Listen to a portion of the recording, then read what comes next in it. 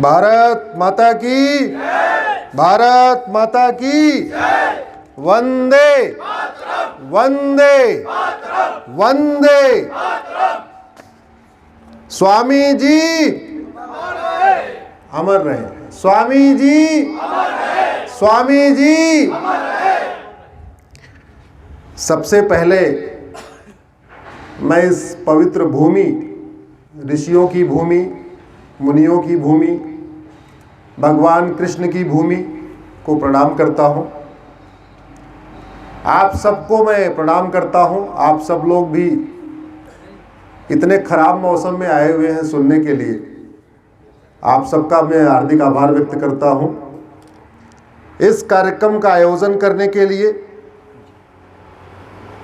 स्वामी विवेकानंद जी की जयंती पे इतना अच्छा कार्यक्रम आयोजन करने के लिए मैं सबको, पूरी टीम को धन्यवाद देता हूँ।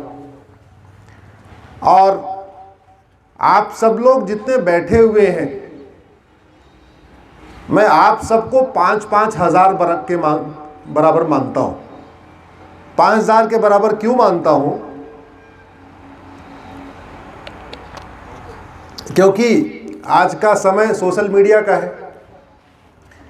आप सब लोग स्मार्टफोन यूज़ करते होंगे, तो व्हाट्सएप यूज़ करते होंगे, टेलीग्राम भी यूज़ करते होंगे, फेसबुक यूज़ करते होंगे, ट्विटर यूज़ करते होंगे। अकेले फेसबुक पे ही 5,000 फ्रेंड बनाने की छूट मिली हुई है। तो अगर आप सब लोग 5-5 हज़ार फेसबुक फ्रेंड बना लें तो आप एक 5,000 के बराबर हो गए। 2-2, 3-3 व्हाट्सएप ग्रुप बना लें तो 500 और जोड़ दीजिए, 256 का एक व्हाट्सएप ग्रुप होता है। तो कहने का मतलब मिनिमम 5,000 के बराबर एक तो है। मैं न तो बौद्धिक करता हूं, न तो भाषण देता हूं, न तो उद्बोधन करता हूं। मैं केवल संवाद करता हूं। आप सबसे निवेदन है, अगले 1-1.5 घंटे के लिए थोड़ा बाहर से फोन ऑन आ रहा हो तो साइलेंट कर दीजिएगा। और जब मैं कुछ पूछूं तो जवाब जरूर दीजिएगा, क्योंकि अब से 1 घंटे तक मैं आपसे सवाल पूछूंगा और बाद के आधे घंटे आप हमसे सवाल पूछेंगे, अगर आपके मन में कुछ सवाल बचा होगा तो। लेकिन इसलिए कोई बौद्धिक नहीं होने जा रहा है, वन साइडेड नहीं होगा कि हम इधर से भाषण दें आप सुनते रहो, ये नहीं चलेगा। हम सवाल लगातार पूछते रहेंगे। पूरी दुनिया का सबसे बड़ा राष्ट्रवादी संगठन कौन सा है?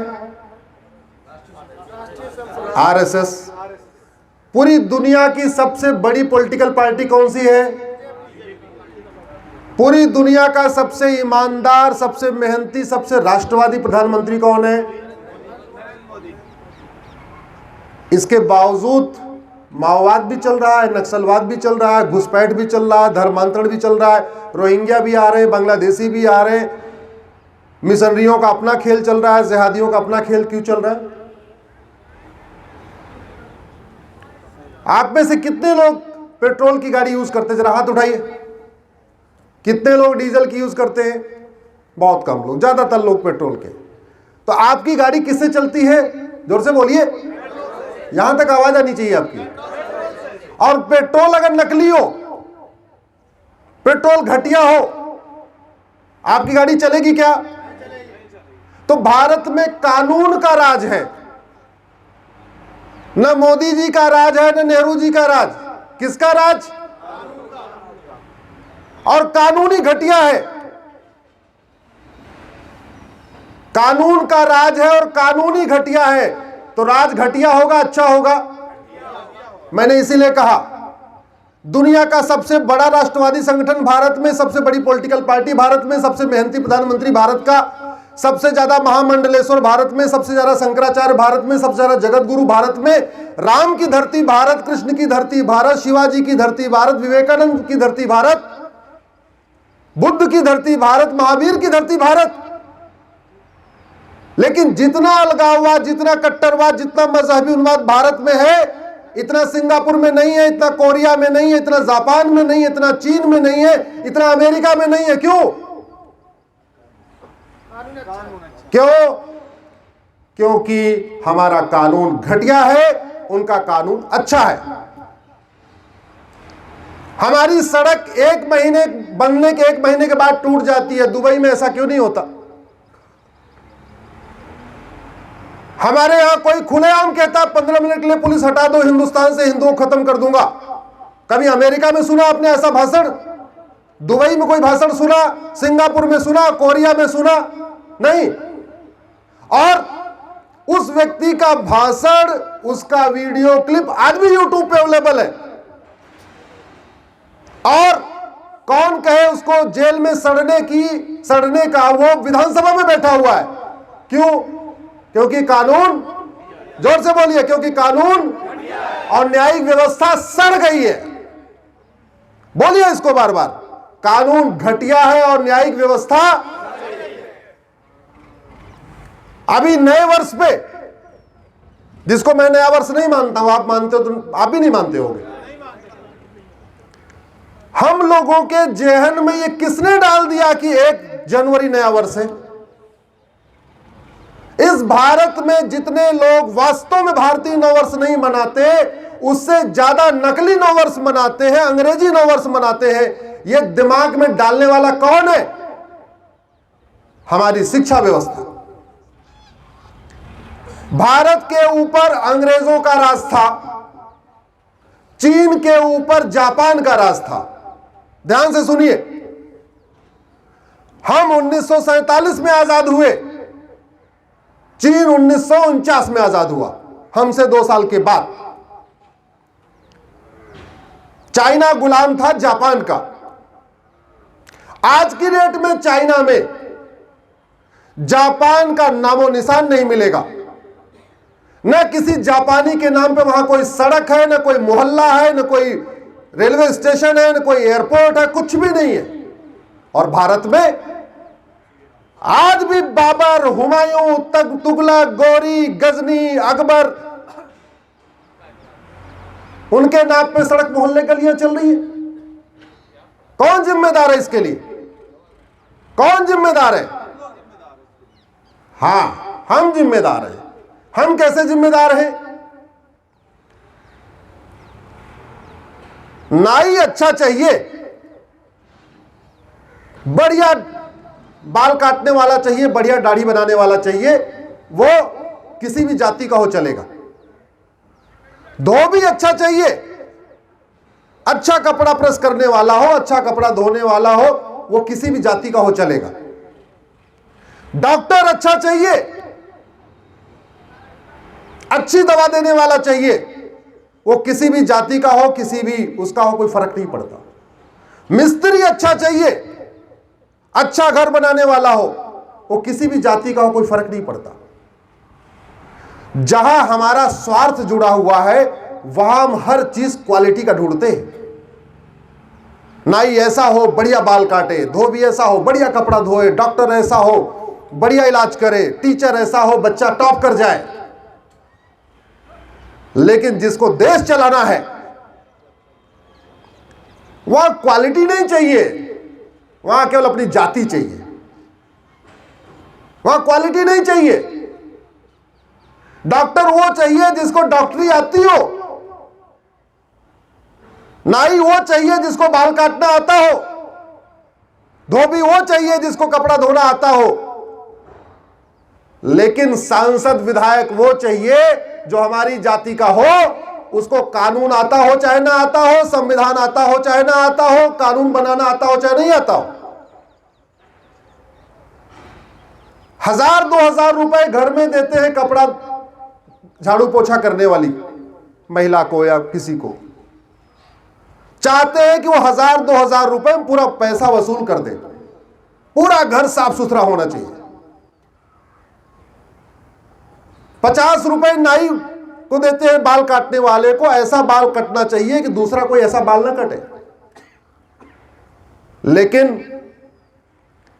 जिन लोगों को सर्वोत्तम कानून बनाने का काम मिला हुआ है, भारत के संविधान में सांसद और विधायक को कानून निर्माता कहते हैं। क्या कहते हैं? कानून निर्माता। अब ये बताइए, जब उसको कानून निर्माता कहते हैं तो जैसे फिल्म निर्माता का काम है फिल्म बनाना, सीरियल निर्माता का काम है सीरियल बनाना, गृह निर्माता का काम है घर बनाना, वैसे सांसद विधायक का काम क्या हुआ? कानून बनाना। तो कानून अच्छा बनाना कि घटिया बनाना? तो ये हमारे सांसद विधायक जब अपना घर बनाते हैं तो कम से कम 10 आर्किटेक्ट से बात करते हैं। अपना घर बनाते हैं तो 10 लोगों का घर जाके देखते भी हैं, जो नया नया बना है, क्या क्या किस घर में अच्छाई है, और किसी एक घर की नकल भी नहीं करते। अपना घर सबसे अच्छा होना चाहिए, इसलिए क्या करेंगे, एक घर के ड्राइंग रूम की नकल करेंगे, दूसरे के बेडरूम की नकल करेंगे, तीसरे के किचन की नकल करेंगे, चौथे की कुछ और नकल करेंगे, सबका नकल करके एक सबसे बढ़िया घर बनाएंगे। जब अपना घर बनाना है और जब देश को चलाने के लिए कानून बनाना है, तब नहीं देखेंगे कि दुबई में क्या चल रहा है, सिंगापुर में क्या चल रहा है, फ्रांस में क्या चल रहा है, अमेरिका में क्या चल रहा है, कोरिया में क्या चल रहा है, चाइना में क्या चल रहा है। 50 साल पहले दुबई पूरी तरीके से एक बंजर स्थान था, कुछ नहीं था दुबई में। आज 50 साल के बाद दुबई दुनिया का सबसे बड़ा बिजनेस हब बन गया। सारी बड़ी बड़ी कंपनियां वहां अपना ऑफिस खोल रही हैं, और दुनिया तो छोड़िए, भारत के लोगों ने वहां अपना ऑफिस खोला हुआ है। और मैं तो कई ऐसे भारतीयों को भी जानता हूं जिन्होंने अपनी फैमिली वहां शिफ्ट कर दिया दुबई में। दिल्ली से दुबई शिफ्ट कर दिया। मैंने कहा दिल्ली क्यों छोड़ दिया, दुबई क्यों चले गए? बोले एक तो दिल्ली में पोल्यूशन है, दूसरा दिल्ली में क्राइम बहुत ज्यादा है। तो क्राइम, अपने परिवार को क्राइम से बचाने के लिए, पोल्यूशन से बचाने के लिए अपना उन्होंने एक फ्लैट खरीद लिया दुबई में, अपनी फैमिली वहां शिफ्ट कर दिया। इस सवाल यह है, जिस देश में भगवान राम ने राम राज्य किया, उस देश में इतना क्राइम क्यों है? दिल्ली में क्राइम ज्यादा क्यों है, दुबई में क्राइम कम क्यों है? अगर बीमारी ठीक नहीं हो रही है तो इसके 4-5 कारण होते हैं। पहला कारण हो सकता है बीमारी लाइलाज हो, वो पूरी दुनिया में फैली हुई है, कुछ को ना उसका कोई टैबलेट है, ना कोई इसका इंजेक्शन है, ना कोई उसकी वैक्सीन है। जैसे कोविड आया था शुरुआत में, पूरी दुनिया के पास कोई इसका इलाज नहीं था। दूसरा, अगर वो बीमारी लाइलाज नहीं है, पूरी दुनिया में नहीं है, तो इसका मतलब जो इलाज करने वाले डॉक्टर है वो अनुभवहीन है या अनाड़ी है। तीसरा कारण हो सकता है डॉक्टर तो अच्छा है लेकिन जो दवा है वो नकली और घटिया है। और कोई कारण हो सकता है क्या? बोलिए जरा। या तो बीमारी लाइलाज है, या डॉक्टर ठीक नहीं है, अनुभवी नहीं है, अनएक्सपीरियंस्ड है, उसको नहीं पता। और तीसरा कारण होता है कि जो डॉक्टर दवा दे रहा है वो दवा ठीक नहीं है। तो जो समस्या भारत में अगर दुबई में नहीं है, अगर भारत में सरतन से जुदा होता है लेकिन दुबई में नहीं होता, सिंगापुर में नहीं होता, फ्रांस में नहीं होता, कोरिया में नहीं होता, तो क्या अंतर है? या तो वहां के शासक ज्यादा अच्छे हैं, या तो वहां का कानून ज्यादा अच्छा है। क्यों भाई साहब? यही अंतर है। अगर दुबई सेफ है, दिल्ली अनसेफ है, दुबई में कभी ना कोई किसी की चेन स्नैचिंग होती है, ना मोबाइल स्नैचिंग होती है, ना कोई झपटमारी होती है, ना कुछ होता है, दिल्ली में रोज होता है। तो दो ही कारण है, या तो दिल्ली का शासक, दिल्ली के मुख्यमंत्री अच्छे नहीं है, या तो दुबई के या दिल्ली का कानून घटिया है। दो ही कारण है, तीसरा कोई कारण तो हो ही नहीं सकता। और कानून बनाने की लागत कितनी है? कोई लागत है क्या? मेरे हाथ में ये अमेरिका का फेडरल पिनल कोड है। जैसे भारत में इंडियन पिनल कोड चलता है, ऐसे अमेरिका में फेडरल पिनल कोड चलता है। इस फेडरल पिनल कोड में 123 चैप्टर हैं, 123 चैप्टर है, और भारत के इंडियन पिनल कोड में केवल 23 चैप्टर है। भारत का इंडियन पिनल कोड 1860 में मैकाले ने बनाया था, वही चल रहा है। अमेरिका का फेडरल पिनल कोड जब जैसी जरूरत होती, जब क्राइम बढ़ता है तो बदलते रहते हैं। बदलते बदलते इसमें 123 चैप्टर हो गए। भारत के इंडियन पिनल कोड में मैकाले ने 23 चैप्टर बनाया था, वो 23 चैप्टर आज भी है, 24 चैप्टर नहीं हुआ। 23 चैप्टर से 123 चैप्टर बनाने की कितनी लागत आएगी? या दूसरा हम एग्जांपल देते हैं, इस फेडरल पिनल कोड को भारत में लागू करने की कोई लागत है क्या? कोई लागत है? हम हजारों करोड़ रुपए खर्च करके हाईवे बना सकते हैं, हजारों करोड़ रुपए खर्च करके एयरपोर्ट बना सकते हैं, हजारों करोड़ रुपए खर्च कर और योजनाएं कर सकते हैं, और वो भी world class highway, world class airport, world class ये, वर्ल्ड क्लास वो। तो फिर वर्ल्ड क्लास कानून क्यों नहीं बनाते? वर्ल्ड क्लास कानून बनाना चाहिए कि नहीं? यही उनकी ड्यूटी है, यही तो ड्यूटी है सांसद विधायक की। लेकिन हुआ क्या हमारे साथ? हमें उसको नाई को भाषण देना आता हो चाहे नहीं, उसको बाल अच्छा बनाना चाहिए, धोबी को अच्छी बातें करना वो आए चाहे ना आए, कपड़ा अच्छा प्रेस होना चाहिए, मिस्त्री बढ़िया बात कर पाए चाहे ना बर कर पाए, दीवार बढ़िया बनाना आना चाहिए। लेकिन हमने क्या किया? अपने जनप्रतिनिधियों के लिए एक क्वालिटी ढूंढी, उनको भाषण अच्छा देना आना चाहिए, उनको कानून बनाना आता हो चाहे ना आता हो, संविधान को कभी देखा हो चाहे ना देखा हो, इसमें कितने आर्टिकल्स हैं उसका ज्ञान हो चाहे ना हो, भारत की समस्याओं के मूल कारण के बारे में कुछ पता हो चाहे ना हो, कुछ नहीं, बतौलेबाज होना चाहिए बस।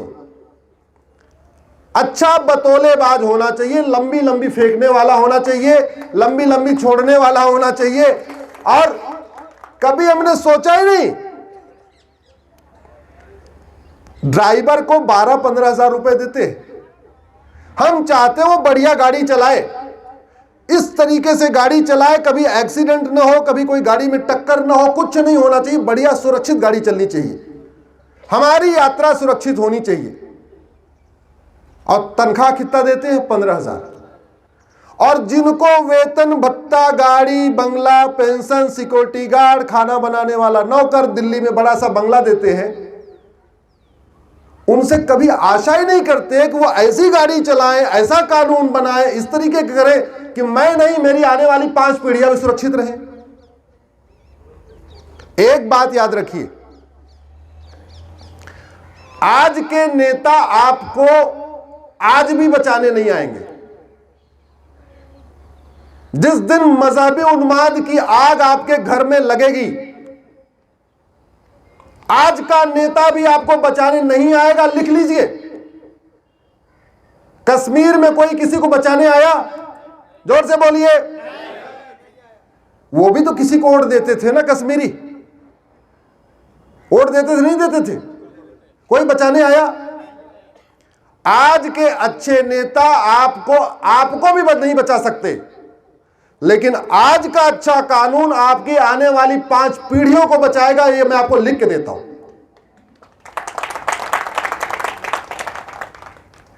आप अच्छा घर बना रहे हैं अगले 50 साल के लिए, अच्छा कानून बनाइए अगले 50 साल के लिए। जितनी चिंता भविष्य की है कि मेरा घर 50 साल तक बढ़िया ऐसे मेंटेन होना चाहिए, कोई इसमें सिलन नहीं आनी चाहिए, कोई ये नहीं होना चाहिए, कोई नहीं होना चाहिए, ऐसे देश की चिंता करिए कि अगले 50 साल तक इस देश में सब कुछ सुख शांति से रहे, सब समृद्धि से रहे। और उसका तरीका मैंने बताया, सबसे आसान तरीका है सर्वोत्तम कानूनों का निर्माण। गाड़ी पेट्रोल से चलती है, पेट्रोल नकली होगा, गाड़ी आपकी बैठ जाएगी, इंजन बैठ जाएगा, गाड़ी आपकी ठीक से नहीं चलेगी। देश कानून से चलता है, कानून अच्छा होगा, देश अच्छा चलेगा, हमारे आने वाली पीढ़ियां भी अच्छी चलेंगी, सुरक्षित रहेंगी। अगर कानून घटिया है तो आज ही आप देख लीजिए कितनी सारी समस्याएं आपके सामने है। धर्मांतरण खत्म हुआ? जोर से बोलिए। माओवाद खत्म हुआ? नक्सलवाद खत्म हुआ, रोहिंग्या घुसपैठ खत्म हुई, बांग्लादेशी घुसपैठ खत्म हुई, मजहबी उन्माद खत्म हुआ? क्यों नहीं खत्म हुआ? हमारे पास दुनिया का सबसे मेहनती प्रधानमंत्री है, सबसे ज्यादा राष्ट्रवादी प्रधानमंत्री है, देश के बारे में अच्छा सोचने वाला प्रधानमंत्री है। तो बस कमी एक ही रह गई, डॉक्टर अच्छा है लेकिन दवा, डॉक्टर अच्छा है लेकिन दवा घटिया है। उसी दवा को ठीक करवाने के लिए मैं Monday to Friday Supreme Court में लड़ता हूं, सैटरडे संडे आप लोगों के बीच में रहता हूं, और वो इसलिए आपके बीच में रहता हूं कि भारत में लोकतंत्र है। कहने को लोकतंत्र है लेकिन वास्तव में भारत में भीड़ तंत्र है। भीड़ इकट्ठा हो जाए तो सुप्रीम कोर्ट का फैसला पलट जाता है, और भीड़ इकट्ठी ना हो तो अच्छा काम भी नहीं होता। 125 बार संविधान बदला जा चुका है। कितनी बार? जिसमें 75 बार इसलिए बदला गया है कि भीड़ के इकट्ठा होने की संभावना है, भीड़ के सड़क पे आने की संभावना है, इसलिए 75 बार बदल दिया गया। 5 बार सुप्रीम कोर्ट का फैसला पलटा गया है। हाई कोर्ट का तो बहुत बार पलटा गया, मैं सुप्रीम कोर्ट की बात कर रहा हूं। कितनी बार पलटा गया? वो 5 बार पलटा गया। या तो भीड़ सड़क पे आ गई, या तो भीड़ के सड़क पे आने की संभावना थी, इसलिए सुप्रीम कोर्ट का फैसला पलट दिया गया। लेकिन 20% संविधान पे संसद में कभी चर्चा भी नहीं हुई। न संसद में चर्चा हुई, न विधानसभा में चर्चा हुई, न मीडिया में चर्चा हुई। 20% संविधान बचा हुआ है, उस पर कभी चर्चा ही नहीं हुई। इसलिए मैं आप लोगों से निवेदन करता हूं, एक भारत श्रेष्ठ भारत का सबसे पहले सपना, वैसे तो हमारे बहुत सारे ऋषियों मुनियों ने देखा, और एक भारत श्रेष्ठ भारत था, ऐसा नहीं हम कोई बहुत रॉकेट साइंस की बात कर रहे हैं। भारत एक भारत था और भारत श्रेष्ठ भारत था, और श्रेष्ठ नहीं बल्कि श्रेष्ठतम भारत था, श्रेष्ठ नहीं बल्कि सर्वोत्तम भारत था। लेकिन गुलामी की मानसिकता ने बहुत कुछ बर्बाद कर दिया। गुलामी की मानसिकता ने हमें अपने जड़ों से काट दिया। गुलामी की नीतियों ने इस देश को कास्ट के आधार पे, रीजन के आधार पे डिवाइड कर दिया। और दुख तो इस बात का है कि अंग्रेजों ने तो सारे के सारे कानून बनाए इस देश को डिवाइड एंड रूल करने के लिए, लेकिन आजादी के बाद भी बहुत सारे कानून बनाए गए डिवाइड एंड रूल करने के लिए। जिनको सर्वोत्तम कानून बनाना था, उन्होंने जातियों के आधार पर भारत को बांटने के लिए कानून बनाया। जिनको देश की एकता अखंडता मजबूत करने के लिए कानून बनाना था, उन्होंने क्षेत्र के आधार पर भारत को बांटने के लिए कानून बनाया। और आज भी मेरे हाथ में यह लिस्ट है अंग्रेजी कानूनों की, आज भी चल रहे। 1860 का इंडियन पिनल कोड आज भी चल रहा है। अगर यह इंडियन पिनल कोड इतना अच्छा था, 1860 में मैकाले के द्वारा बनाया गया, तो किसी अंग्रेज को सजा क्यों नहीं हुई? जलियांवाला बाग में गोली चली थी कि नहीं? बोलिए जरा, किसी अंग्रेज को सजा हुई? लाल बाल पाल को फांसी गलत तरीके से दी गई, किसी अंग्रेज को सजा हुई? लाला लाजपत राय को लाठियों से पीटा, किसी अंग्रेज को सजा हुई? तिलक को लाठियों से पीटा, किसी अंग्रेज को सजा हुई? अरे ये कानून वीर सावरकर को काला पानी देने के लिए बनाया गया था। यह कानून इस देश को गुलाम बनाने के लिए बनाया गया था। इस देश में अपराध कम करने के लिए इंडियन पिनल कोड नहीं बना था। इस देश को जोड़ने के लिए इंडियन पिनल कोड नहीं बना था। इस देश को लूटने और बांटने के लिए इंडियन पिनल कोड बना था। जज भी उनके थे, कानून भी उनका था, ज्यादातर वकील भी उनके थे। इसलिए जो व्यक्ति आजादी की थोड़ी सी बात करे उसको उठा के जेल में ठूस दो, सजा दे दो। इसलिए कानून बनाया था। तो सबसे पहली ड्यूटी थी आजादी के बाद हमारे सरकारों की कि कम से कम मुगलों के द्वारा बनाई गई नीतियों को खत्म करे और अंग्रेजों के बनाए गए कानून को खत्म करे। यही तो उनकी ड्यूटी थी। किस लिए उनको वेतन भत्ता गाड़ी बंगला मिलता है? इसी काम के लिए। स्वदेशी वस्त्र, स्वदेशी विचार, स्वदेशी कानून, स्वदेशी नियम, स्वदेशी सब कुछ। और मैं तो कहता हूं यह संविधान बनाते समय हमारे संविधान निर्माताओं ने 20 देशों का संविधान पढ़ा था। 10 देशों के संविधान की बेस्ट प्रैक्टिस को कॉपी भी किया। अमेरिका के संविधान की बेस्ट प्रैक्टिस को लिया, कनाडा के संविधान को लिया, ऑस्ट्रिया के संविधान को लिया, रूस के संविधान को लिया। ऐसे 10 देशों के आयरलैंड के संविधान को लिया। तो 10 देशों के संविधान की कुछ चीजें उन्होंने चीजें उठा के इसमें डाल दिया। जब हमारे संविधान निर्माता संविधान बनाने के पहले 20 देशों का संविधान पढ़ सकते हैं, 10 देशों के संविधान की बेस्ट प्रैक्टिस को कॉपी कर सकते हैं, तो हमारी आजादी की बाद की सरकारों ने क्यों नहीं कोई भी कानून बनाते समय 10 देशों के संविधान को, 10 देशों कानून पढ़ा? इंडियन पिनल कोड में किडनैपिंग की सजा मात्र 7 साल, फेडरल पिनल कोड में किडनैपिंग की सजा मिनिमम 50 ईयर, मैक्सिमम 100 ईयर। अंतर देखिए जरा। इंडियन पिनल कोड में मिनिमम 3 ईयर, मैक्सिमम 7 ईयर। अपहरण कर लीजिए, कम से कम 3 साल सजा होगी, ज्यादा से ज्यादा 7 साल सजा होगी। फेडरल पिनल कोड में अपहरण की कम से कम 50 साल और अधिकतम 100 साल। हमारे यहां एक को किडनैप किया तो भी 7 साल, 2 को किया तो भी 7 साल, 10 को किया तो भी 7 साल। अमेरिकन फेडरल पिनल कोड में एक को किया तो मिनिमम 50 साल, 2 को किया तो मिनिमम 100 साल, 3 को किया तो मिनिमम 150 साल, 4 को किया तो मिनिमम 200 साल। अब बताइए किडनैपिंग कहां कम होगी, भारत में क्या अमेरिका में? तो वो जो सेक्शन 363 है इंडियन पिनल कोड का, जिसमें 3 से 7 साल की सजा का प्रावधान है, उसमें अमेरिका की तरीके 50 से 100 साल करने की कोई लागत है क्या? कोई लागत है? तो बिना किसी लागत के किडनैपिंग कम हो सकती है कि नहीं? सीधी सी बात। इंडियन पिनल कोड में मर्डर की एक धारा है 302, काफी लोग सुने जानते भी होंगे। एक धारा है 300,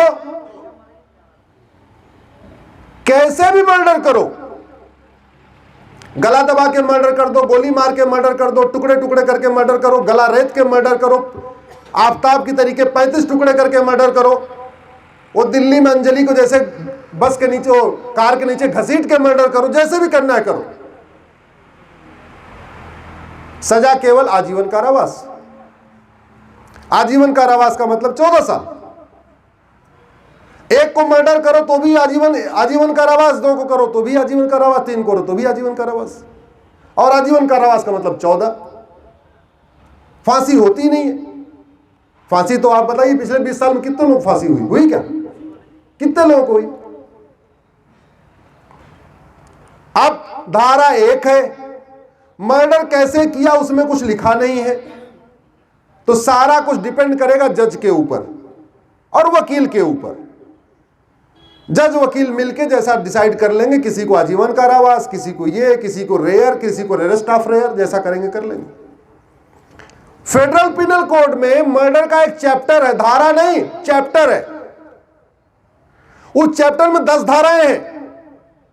किलिंग अलग, मर्डर अलग, जेनोसाइड अलग, हेट क्राइम अलग, बुचरिंग अलग, मैनस्लॉटर अलग, टुकड़े टुकड़े करके मारा अलग धारा, गला रेत के मारा अलग धारा, गोली से मार दिया अलग धारा, गाड़ी चढ़ा के मारा अलग धारा, फांसी दे दिया अलग धारा।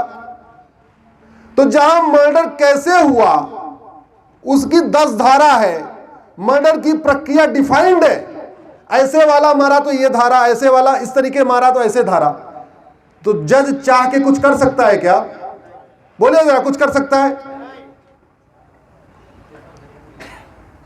जब नूपुर शर्मा वाला केस हुआ था, उसके बाद उदयपुर में कन्हैया तेली का मर्डर हुआ था, सबने देखा होगा। उस कन्हैया तेली के हत्यारों को भारत में आजीवन कारावास होगा, और आजीवन कारावास का मतलब 14 साल, और वो 14 साल सजा होने में कम से कम 20 साल लग जाएगा।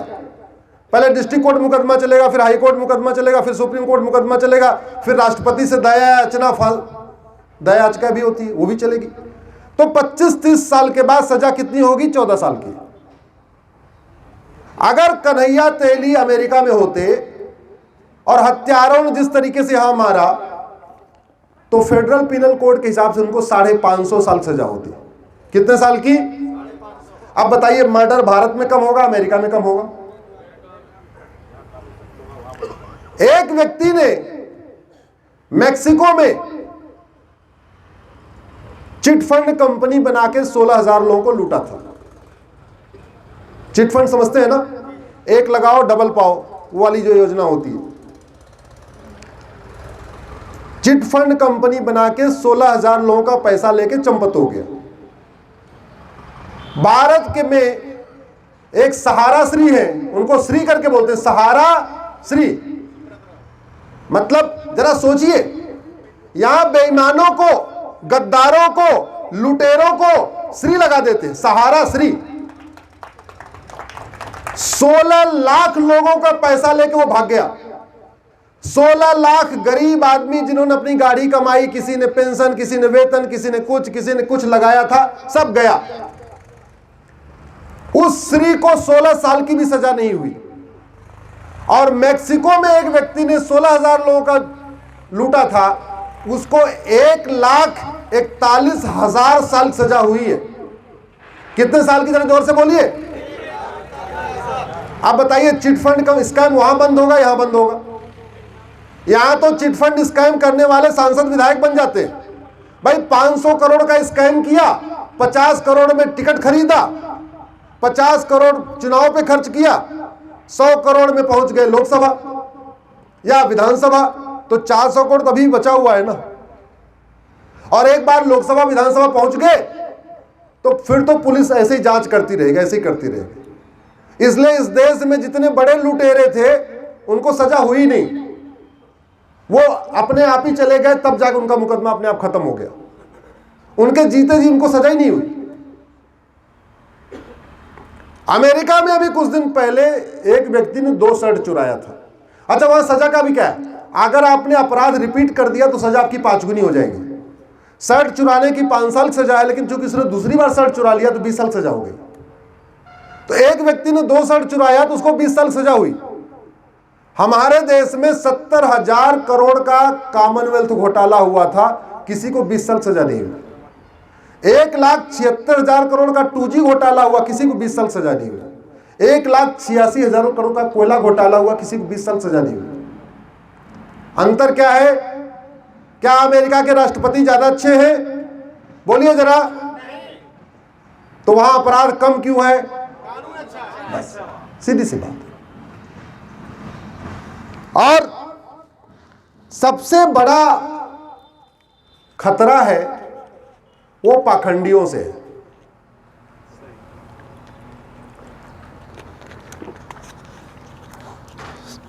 देखो भाई, मैं कड़वा सच बोलता हूं, लेकिन आज विवेकानंद जी की जयंती इसलिए थोड़ा ज्यादा कड़वा बोल रहा हूं। वैसे मैं कड़वा बोलता हूं क्योंकि मीठे झूठ ने इस देश को बर्बाद कर दिया। मीठी गोली ने इस देश में डायबिटीज कर दिया। इसलिए मैं नीम की तरीके, करेला की तरीके एकदम सही सही बोलता हूं। अच्छा लगे तो अच्छी बात, नहीं तो कौन सा, हम 1-1.5 घंटे साथ में, उसके बाद हम अपने आप अपने। भारत का संविधान कहता है इस देश में सबको समान अवसर मिलना चाहिए। क्या कहता है? सबको समान अवसर मिलना चाहिए। एक पार्टी है समाजवादी पार्टी। समाजवाद का मतलब समझते हैं? समाजवाद का मतलब समता, समानता, समरसता। लोहिया जी सबसे प्रमुख समाजवादी थे। लोहिया जी के भाषण को सुनिए तो 2 चीजों पर उनका जोर था, बल्कि 3 चीजों पे था। पहला था इस देश में समान शिक्षा हो, दूसरा था इस देश में समान नागरिक संहिता हो, तीसरा था हिंदी पूरे देश की भाषा हो, कनेक्टिंग लैंग्वेज। ये लोहिया जी की पूरी लड़ाई थी। वो लड़ते लड़ते चले गए। उसके बाद नई समाजवादी बनी, फिर तीसरी समाजवादी बनी, फिर नेताजी की समाजवादी बनी, फिर छोटे नेता की समाजवादी। कभी वर्तमान समाजवादियों से आपने समान शिक्षा के बारे में सुना?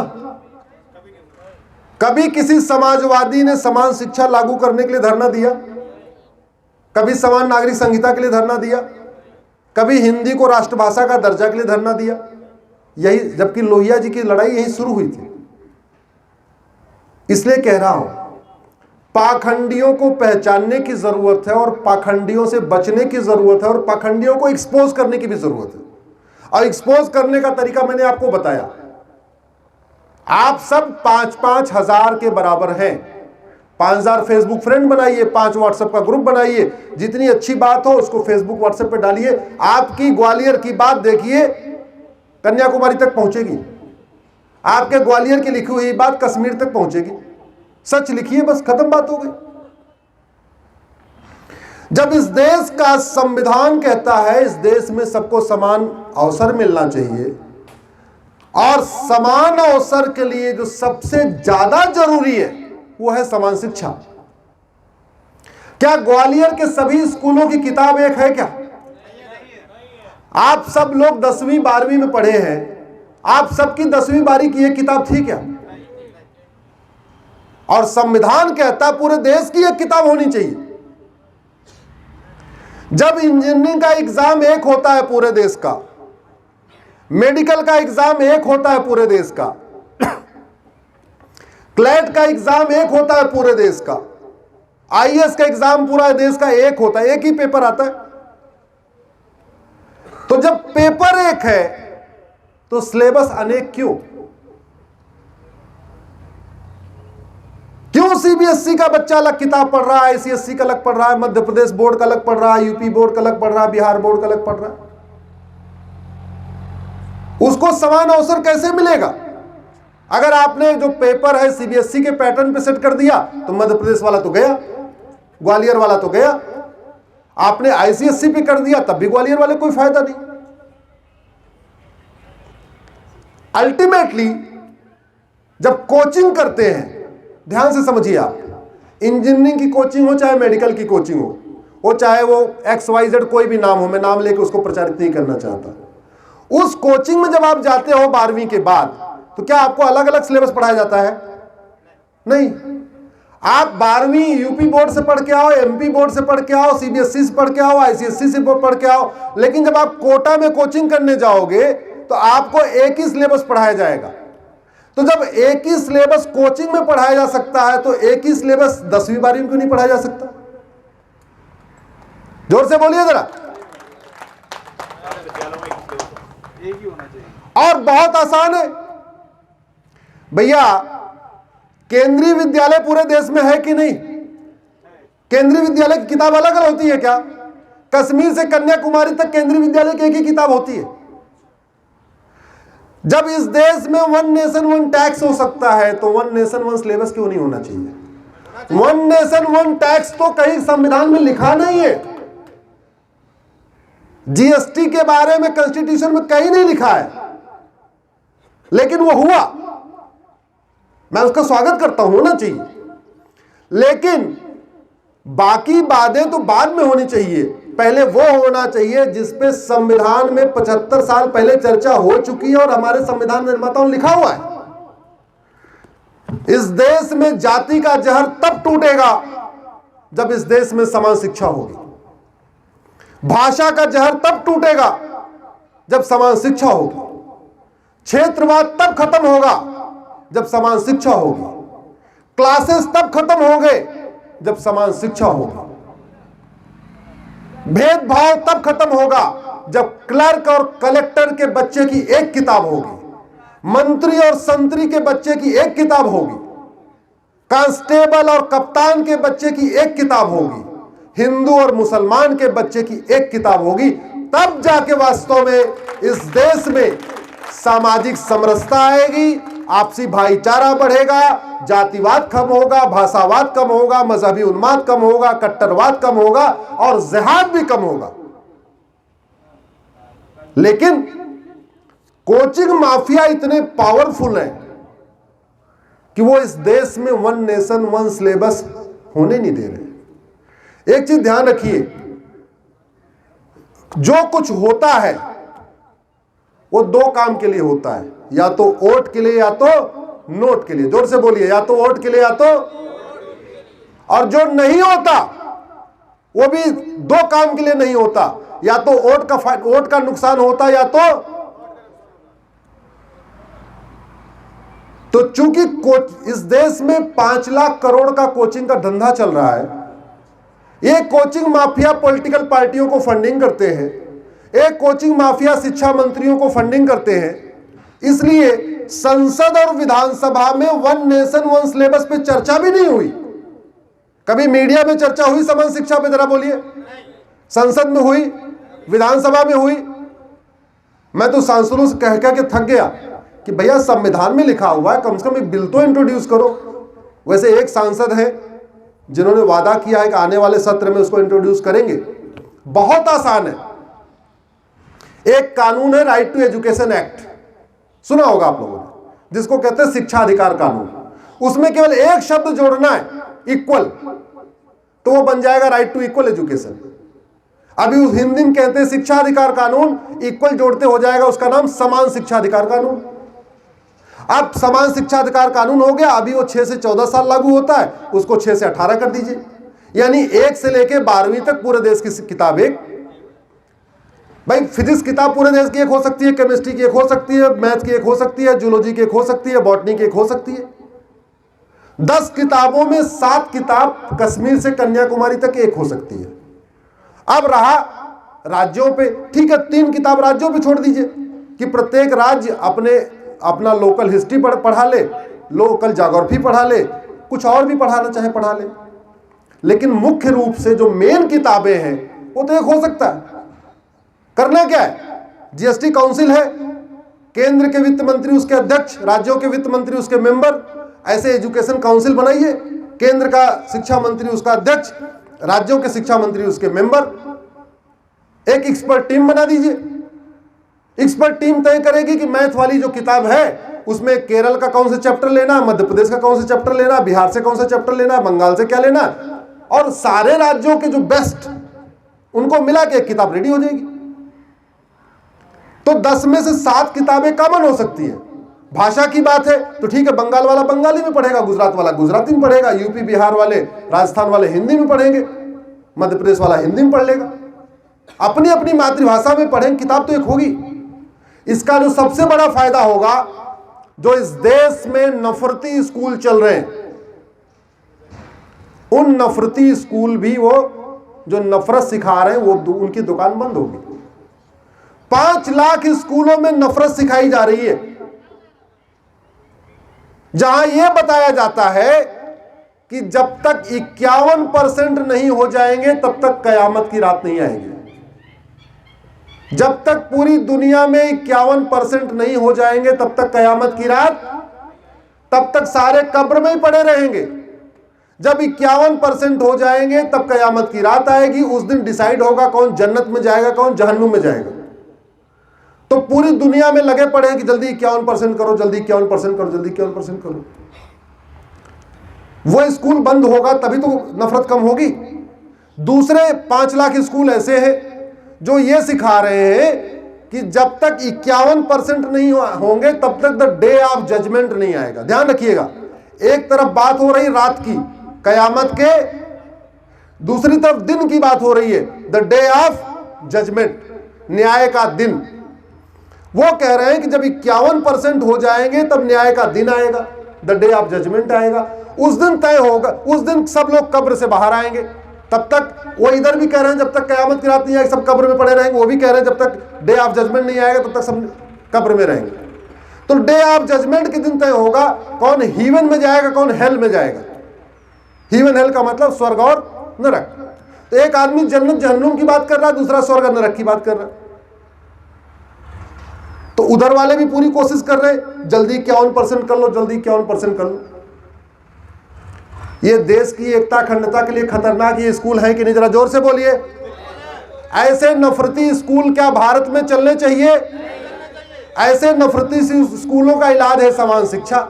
लेकिन समान शिक्षा पे न संसद में चर्चा हो रही, न विधानसभा में चर्चा हो रही, न मीडिया में चर्चा हो रही। क्यों? क्योंकि न कोचिंग माफिया चाहते हैं कि वन नेशन वन सिलेबस हो, न स्कूल माफिया चाहते हैं one nation one education board हो।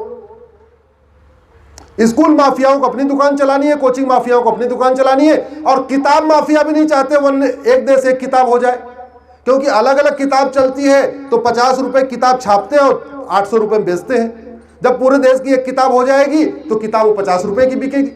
भाई एनसीईआरटी वाली किताब तो 50 की होती है ना, प्राइवेट पब्लिशर उसको 800 की बेचते हैं। ये तीन लोग हैं बड़े खतरनाक। एक किताब माफिया, दूसरा स्कूल माफिया, तीसरा कोचिंग माफिया। ये तीनों चूंकि पॉलिटिकल पार्टियों को फंडिंग करते हैं, सांसदों को चुनाव लड़ाते हैं, शिक्षा मंत्रियों को पैसा देते हैं, शिक्षा सांसदों विधायक के परिवार को विदेश घुमाते हैं, तो बात उनकी मानी जा रही है। लेकिन ये हमारी संस्कृति के लिए, हमारे भारत के लिए खतरनाक है कि नहीं है? समाधान आपको दो ही जगह से निकलेगा, एक संसद और एक सुप्रीम कोर्ट से। जो समस्या है इसका समाधान दो ही जगह है, संसद और सुप्रीम कोर्ट को जगाने का दो तरीका है, सड़क और सोशल मीडिया। तो जो लोग सड़क पर उतर सकते हैं वो तो बहुत अच्छा है, लेकिन जो सड़क पर नहीं उतर सकते, कम से कम सोशल मीडिया में 1 घंटे का समय दीजिए, 5-5 हजार फ्रेंड बनाइए, 5-5 व्हाट्सएप का ग्रुप बनाइए, और जो अच्छी बातें उनको शेयर करिए, और साल में 1-2 बार सड़क पे उतरिए। ईमानदारी से बताइए, इसमें सारे राष्ट्रवादी लोग बैठे हुए हैं, आप में से कितने लोग पिछले 5 साल में अपने सांसद से मिलके समान शिक्षा लागू करने, या समान नागरिक संहिता लागू करने, या घुसपैठ नियंत्रण कानून बनाने, या धर्मांतरण नियंत्रण कानून बनाने, या जनसंख्या नियंत्रण कानून बनाने के लिए मिले? ईमानदारी से बताइए। हाँ, मिले होंगे,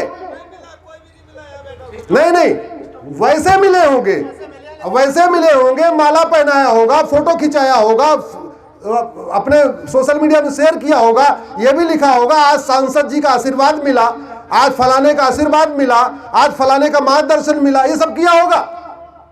लेकिन इस बारे में बात नहीं करी।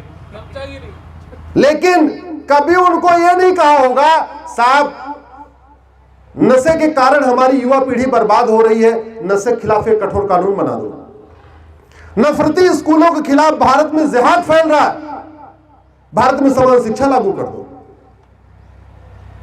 और इसमें आपकी गलती नहीं है, आप लोग ऐसे अपने आप को विक्टिम मत फील करिए कि नहीं हम नहीं मिले, बड़ा गलत किया। नहीं, ऐसी व्यवस्था बनाई गई हुई है। अखबारों में समस्या निकलती है, उसका समाधान निकलता। बताइए, टीवी पे समस्या चर्चा होती है, समाधान की चर्चा होती है। संसद में समस्या की चर्चा होती है, उसके समाधान की चर्चा होती है। विधानसभा में तो आप लोग वही तो देखोगे, आपकी गलती नहीं है।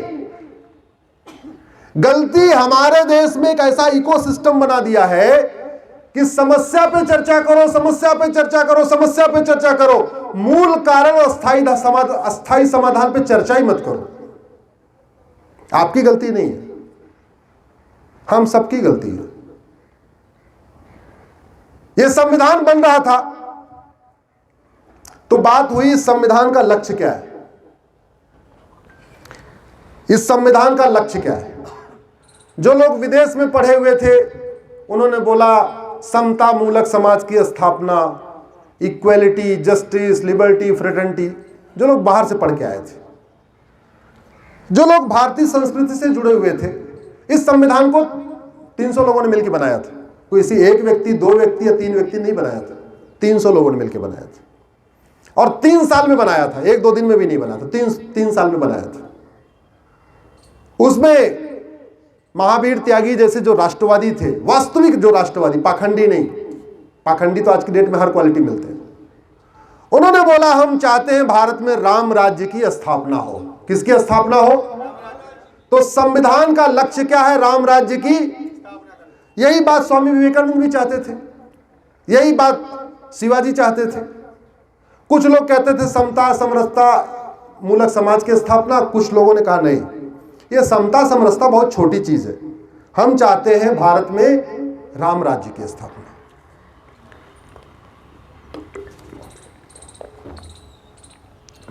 गर्म पानी, थोड़ा गर्म पानी बोलिए, ठंडा पानी है। तो बात यह है कि ये राम राज्य है क्या? अच्छा, एक बात समझिए, पूरी दुनिया में जब गुड गवर्नेंस की बात होती है, अच्छे शासन की बात होती है, तो भारत नहीं, पूरी दुनिया में राम राज्य की बात होती है। कृष्ण राज्य की बात नहीं होती, युधिष्ठिर राज्य की बात नहीं होती। पूरी दुनिया में किसकी बात होती है? राम राज्य की। राम राज्य के कई सारे फीचर इस संविधान में भी है, कई फीचर इसमें हैं, लेकिन उसमें संविधान में कभी चर्चा ही नहीं हुई, संसद में कभी चर्चा ही नहीं हुई। भगवान राम के पहले तक इस देश में बहुविवाह था। लोग 2 विवाह, 3 विवाह, 4 विवाह करते थे। भगवान राम मानव इतिहास में पहले मानव हैं, पहले महामानव हैं जिन्होंने कहा नहीं, भारत में एक पति एक पत्नी का नियम चलेगा।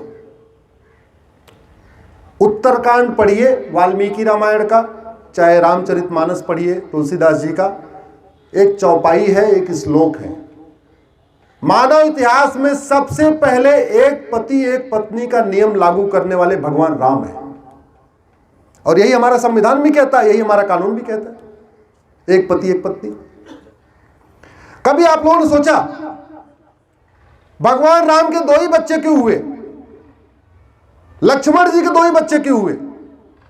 भरत जी के 2 ही बच्चे क्यों हुए? शत्रुघ्न जी के 2 ही बच्चे क्यों हुए? और राम लक्ष्मण भरत शत्रुघ्न की एक ही एक पत्नी क्यों? गलती हमारी आपकी नहीं है, हमारे धर्म गुरुओं ने भी कभी इस पर ध्यान नहीं दिया, और उस लक्ष्य, उस कारण को नहीं बताया। ये तो बताया राम के 2, लक्ष्मण के 2, भरत के 2, लेकिन ये नहीं बताया क्यों। मानव इतिहास में सबसे पहले जनसंख्या नीति लागू करने वाले भगवान राम हैं। मानव इतिहास में सबसे पहले समान शिक्षा लागू करने वाले भगवान राम हैं। हालांकि दशरथ जी ने शुरू कर दिया था, दशरथ जी ने भी समान शिक्षा शुरुआत कर दिया था, इसीलिए आप देखिए भगवान राम और प्रयाग के निषाद राज बैचमेट है, एक साथ पढ़े हुए हैं। तो कोई अगर ये कहता हो कि नहीं पहले ऊंच नीच की भावना थी, ऊंच नीच की भावना थी तो एक चक्रवर्ती नरेश का बेटा, दशरथ जैसे चक्रवर्ती नरेश का बेटा निषाद राज के साथ कैसे पढ़ रहा था अगर भेदभाव था तो? लेकिन साथ में थे। वैसे दशरथ मुझे लगता है उसके पहले भी था, क्योंकि दशरथ और उनके जो सचिव थे, क्या नाम था? हाँ, वो भी अलग अलग वर्ण के थे लेकिन एक साथ पढ़े थे। इसका मतलब हरिश्चंद्र जी ने शुरू कर दिया था। इसका मतलब समान शिक्षा कॉन्सेप्ट उसके पहले आ गया, क्योंकि सुमंत जी भी दलित परिवार के थे और राम दशरथ जी तो थे ही, एक साथ पढ़े हुए। तीसरा, अगर इस देश में कास्ट सिस्टम था तो दशरथ और विश्वामित्र एक ही परिवार के, एक ब्राह्मण क्यों कहलाया, एक क्षत्रिय क्यों कहलाया? इस देश में अगर छुआछूत था तो वेद व्यास, जिसके नाम पे आज भी कहते हैं व्यास गद्दी व्यास गद्दी व्यास गद्दी, पूरे भारत में होती नहीं, वही व्यास गद्दी पे बैठे हुए, वो कैसे हुआ? अगर इस देश में केवल क्षत्रिय ही राजा बनते थे तो कर्ण, जिसकी पहचान सूत पुत्र की थी, वो 50 देशों का राजा कैसे बन गया? बहुत सारे मिथ हैं, बहुत सारी चीजें हैं जो हमें बताई नहीं गई। इस देश में ग्वालियर में विवाह दिन में होता है कि रात में होता है? रात में। ग्वालियर में नहीं, यूपी, बिहार, मध्य प्रदेश, हर जगह रात में होता है। कहां से आया ये? हमारे तो वेद पुराण में सारे के सारे संस्कार सूर्योदय से सूर्यास्त के बीच में होने चाहिए, तो विवाह जैसा पवित्र संस्कार रात में कैसे आ गया?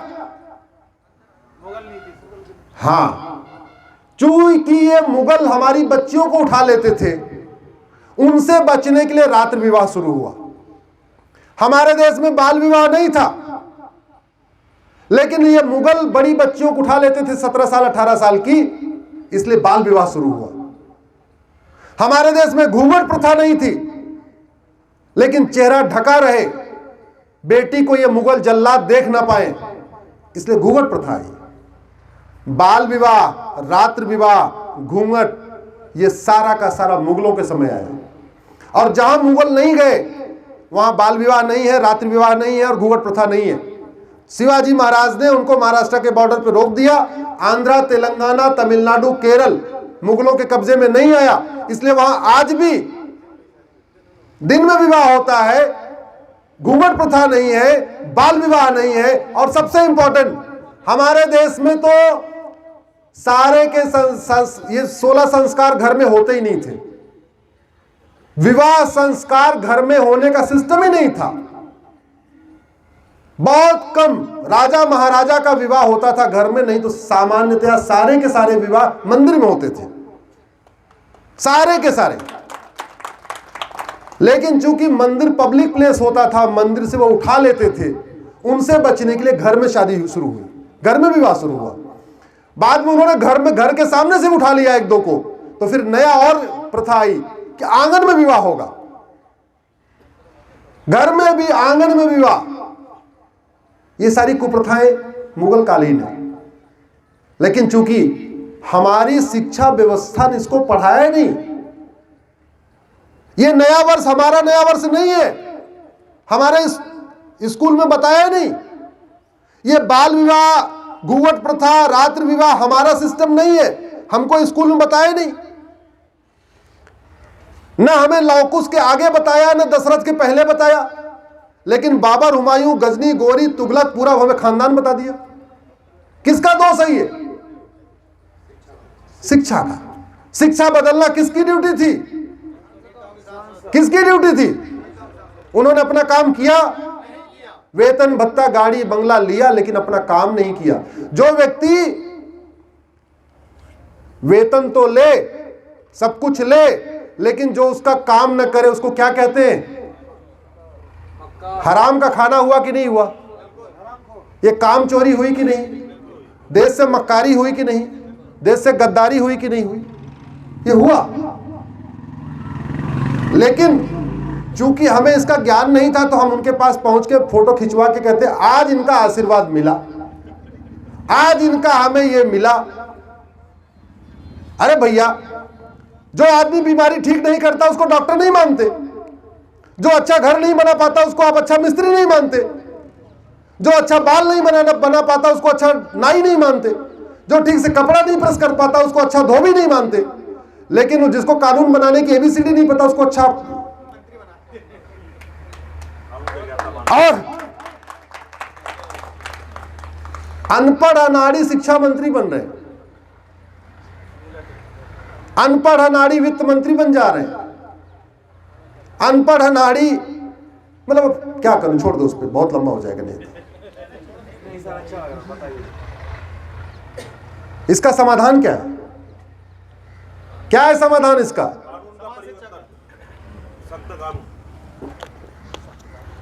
वो कैसे आएगा? जब सारे जगेंगे, सारे जगह। ऐसे ही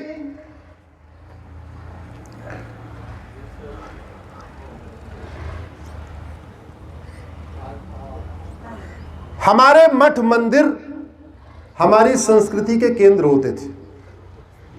मठ मंदिर केवल धार्मिक केंद्र नहीं थे, वो हमारे कल्चरल सेंटर भी थे।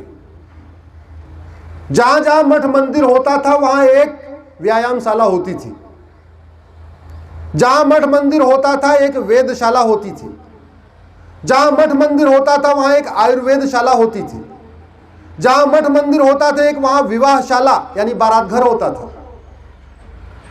ये 10-12 चीजें हमारे मठ मंदिरों का कॉमन सिस्टम था।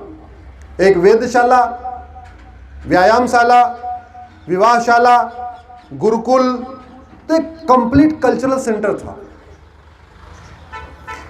जब मैकाले 1835 में यहां आया तो उसको प्राइमरी ड्यूटी मिली थी यहां के गुरुकुलों को बंद करना और उनकी जगह कॉन्वेंट स्कूल खोलना। इसी बीच में 1857 में मंगल पांडे जी ने क्रांति किया, मंगल पांडे की क्रांति। जरा सोचिए, उस जमाने में ट्विटर, फेसबुक, व्हाट्सएप, एसएमएस कुछ नहीं था, लेकिन मात्र 15 दिन के अंदर मंगल पांडे की क्रांति पूरे ईस्ट, वेस्ट, नॉर्थ, साउथ फैल गई। और भारत ही नहीं, लाहौर तक चली गई, चटगांव तक चली गई, बांग्लादेश के। कैसे गई होगी? 1 to 1, 1 to 1, 1 to 1, 1 to 1 करते लोग चले गए।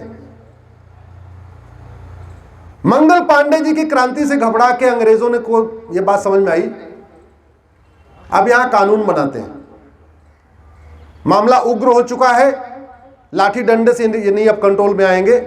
अब एक काम करते हैं, चूंकि भारतीय कानून बड़े डिसिप्लिन्ड हैं, कानून को मानने वाले हैं, इनको कानून बना के गुलाम बनाते हैं। 1857 में मंगल पांडे की क्रांति के तुरंत बाद एक भारत में लॉ कमीशन बनाया गया।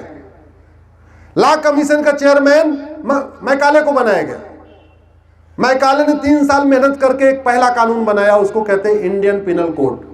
1860 में आ गया वो कानून, आ गया। फिर उनको लगा इनको लाठियों से पीटेगा कौन, इनको मारने पीटने वाला काम कैसे होगा, हमारे पास तो लोग कम है, वो तो चंद लोग थे। उन्होंने दूसरा कानून बनाया 1861 में, पुलिस एक्ट, और भारत में पुलिस खड़ी कर दिया। अब कानून भी हो गया अपराध घोषित करने का, लाठी वाले भी हमारे निकल आए, पुलिस बन गई।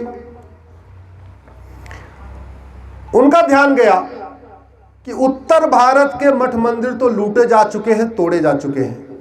अयोध्या, काशी, मथुरा, सोमनाथ, ये सब लूटा जा चुका है, तोड़ा जा चुका है। लेकिन चूंकि शिवाजी महाराज ने उनको महाराष्ट्र के बॉर्डर पर रोक दिया था, तो दक्षिण भारत के मठ मंदिर बचे हुए थे। और उनको लगा जब तक ये मठ मंदिर हैं तब तक भारत में लंबे समय तक राज कर पाना बहुत मुश्किल है, क्योंकि कल्चरल सेंटर है, यहीं से नई नई बातें निकल रही हैं, यहीं चर्चा होती है और यहीं से पूरा मैसेज फैलता है। मंगल पांडे की जो क्रांति थी वो पूरे देश में मठ मंदिरों के माध्यम से ही फैली थी। पहले एक सिस्टम था, सप्ताह में एक दिन मठ मंदिर सब इकट्ठा होना ही होना है, और वहीं तय हो जाता था, वहीं एक डिस्कशन होता था, वहीं प्रॉब्लम पे डिस्कशन हुआ, वहीं पे क्या करना है रूट काज पे डिस्कशन हुआ, वहीं सोल्यूशन पे डिस्कशन हुआ, उसको कर दिया। आप खुद भी सोचिए, 15 दिन के अंदर मंगल पांडे की क्रांति मेरठ से चटगांव पहुंच गई, मेरठ से लाहौर पहुंच गई, मेरठ से कन्याकुमारी पहुंच गई। कैसे पहुंची? मठ मंदिरों ने पहुंचाया। तो उनका ध्यान गया कि ये मठ मंदिर बड़े खतरनाक है, ये भारत में ज्यादा रूल नहीं कर पाएंगे। 1863 में उसने तीसरा कानून बनाया, इसको कहते हैं रिलीजियस एंडाउमेंट एक्ट।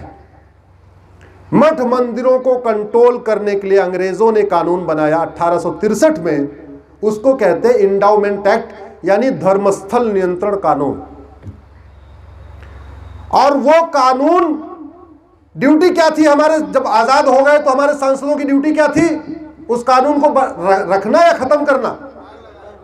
आग लगा देना। ठीक कह रहे, आग लगा देना। मैं तो ये 222 कानूनों की लिस्ट है, अभी मैंने होली पे इनको जलाया था, अगर किसी ने देखा होगा सोशल मीडिया में। तो मैं तो होली पे हर साल इन कानूनों को जलाता हूं, ये तो लिस्ट है, इन कानूनों की बाकायदा कॉपी जलाता हूं। हमारी सरकारों ने कौन कहे उस एक कानून को खत्म करने की 34 कानून और बना दिए। आज की डेट में भारत में टोटल 35 कानून चल रहे हैं मठ मंदिरों को कंट्रोल करने के लिए। कितने कानून? 4 लाख मठ मंदिर सरकार के कंट्रोल में है। एक भी चर्च सरकार के कंट्रोल में नहीं, एक भी दरगाह सरकार के कंट्रोल में नहीं, एक भी मस्जिद सरकार के कंट्रोल में नहीं, एक भी मजार सरकार के कंट्रोल में नहीं, 4 लाख मठ मंदिर सरकार के कंट्रोल में। अंग्रेजों ने एक कानून बनाया, हमारे देश के मक्कारों ने 34 और कानून बनाया। टोटल 35 कानून बना दिया है। उन 35 कानूनों को मैंने सुप्रीम कोर्ट में चैलेंज किया हुआ है। मैंने कहा एक एक फाइल करूंगा तो 35 PIL फाइल करना पड़ेगा, इसलिए उन सबको इकट्ठे मैंने चैलेंज किया हुआ है। सुप्रीम कोर्ट मैटर चल रहा है। मठ मंदिरों से सरकार 1 लाख करोड़ रुपए लेती है। ध्यान से सुनिए, 1 लाख करोड़। चर्च, दरगाह, मस्जिद, मजार से 1 रुपए भी नहीं लेती है। मठ मंदिरों को कंट्रोल करने के लिए 35 कानून, चर्च, दरगाह, मस्जिद, मजार कंट्रोल करने के लिए एक भी कानून नहीं।